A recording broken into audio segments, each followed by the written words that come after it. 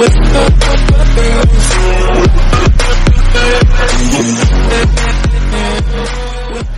Friends, मैं आपका अपना फ्रेंड अजय यादव आज आपके लिए लाया हूँ एक नए वीडियो जिसमें हम पत्ता गोभी की तितली के बारे में अध्ययन करेंगे, जिसका वैज्ञानिक नाम पीरियस बेर्यूसिया लाइन है, जबकि इसका गण लेपिडोप्टेरा है और कुल पी रेडिया है। अब हम पढ़ेंगे इसके पोषक पौधे के बारे में।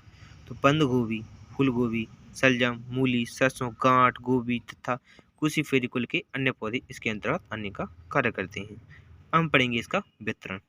तो यह भारतवर्ष के लगभग सभी भागों में जहाँ क्रूसीफेरी कुल की सब्जियां उगाई जाती हैं वहाँ यह देखने को मिलता है।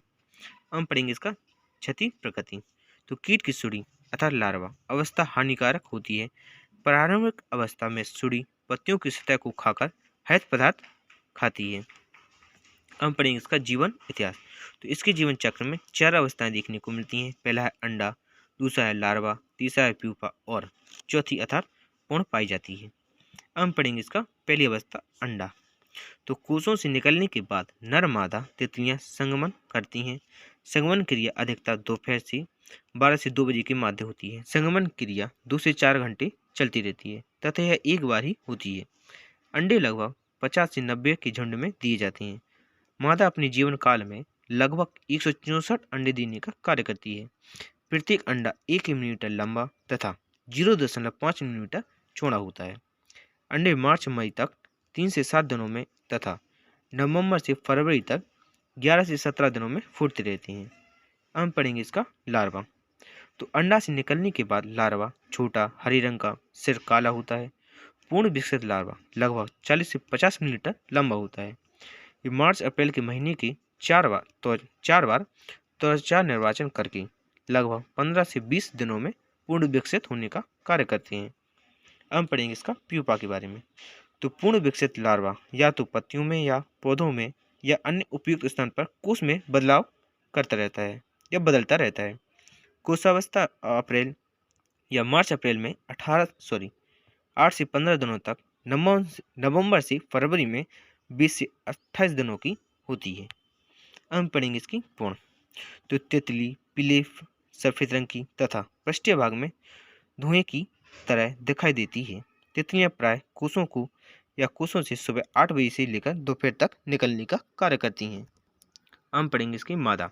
तो मादा तितलियां 2 से 12 दिनों तक जीवित रहने का कार्य करती हैं। यह क्रूसीफेरी कुल की सब्जियों पर अक्टूबर के प्रारंभ में दिखाई देने का कार्य करती हैं। इनका जीवन चक्र 27 से 28 दिनों में पूरा हो जाता है तथा अक्टूबर से अप्रैल के मध्य इसकी 4 पीढ़ियां देखने को मिलती हैं। इसके जीवन चक्र का डायग्राम इस प्रकार है। हम पढ़ेंगे इसके नियंत्रण के बारे में। तो प्रारंभिक अवस्था में अंडों तथा सुड़ियों को एकत्रित करके नष्ट कर देना चाहिए। निम्न में से किसी एक दवा का छिड़काव लगभग 600 से 800 लीटर पानी में मिलाकर प्रति हेक्टेयर की दर से कर दें तथा आवश्यकता अनुसार 10 दिनों बाद फिर से दोहराएं। इनमें से 2 दवाएं मालेथियन और तीसरे कार्बोइल। इसके कुछ प्राकृतिक शत्रु भी हैं। अब हम पढ़ेंगे अगला रूप पत्ता गोभी का सेमिलूपर। तो इसका वैज्ञानिक नाम ट्रिकोर्पुलेसिया है, जबकि ऑर्डर लेपिडोप्टेरा है और इसका फैमिली नोक्सियोडाई है।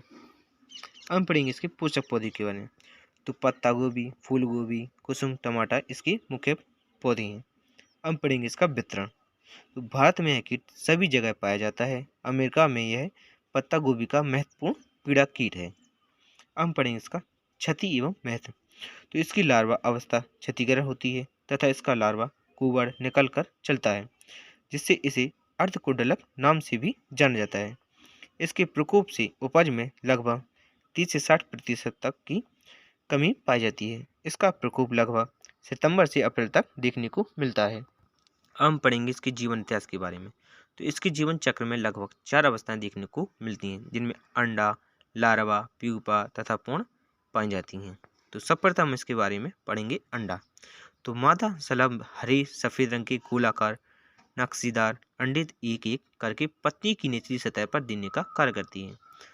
अंडावस्था 5 से 7 दिनों की होती है। अब पढ़ेंगे इसके हम लार्वा के बारे में। सुडी आगे की ओर नुकीली, पतली तथा पीछे की ओर चौड़ी होती है। पूर्ण विकसित लार्वा हरे रंग का लगभग 30 मिलीमीटर लंबा होता है। लार्वा अवस्था 20 से 25 दिनों की होती है। अब हम पढ़ेंगे इसका प्यूपा। तो पूर्ण विकसित सुड़ी महीन पारदर्शक कोकून में पत्ती की निचली सतह पर प्यूपा में बदल जाती है। प्यूपा अवस्था लगभग 7 से 10 दिनों की होती है। हम पढ़ेंगे इसका पूर्ण। तो पूर्ण शलभ सख्त भूरी रंग का होता है। शरीर पर हल्की लहरदार चिन्ह होती हैं। अगले पंख पर पतला अंग्रेजी अक्षर आर का चिन्ह होता है। इसका पंख विस्तार लगभग 42 मिलीमीटर लंबा होता है। इसका जीवन चक्र लगभग 34 से 45 दिनों में पूरा होता है। अगेती बुआई की फसल में इसका प्रकोप कम होता है। इसके जीवन चक्र का यह डायग्राम है। अब हम पढ़ेंगे इसका नियंत्रण के बारे में। तो कीट की सुड़ियों को इकट्ठा करके नष्ट कर देना चाहिए।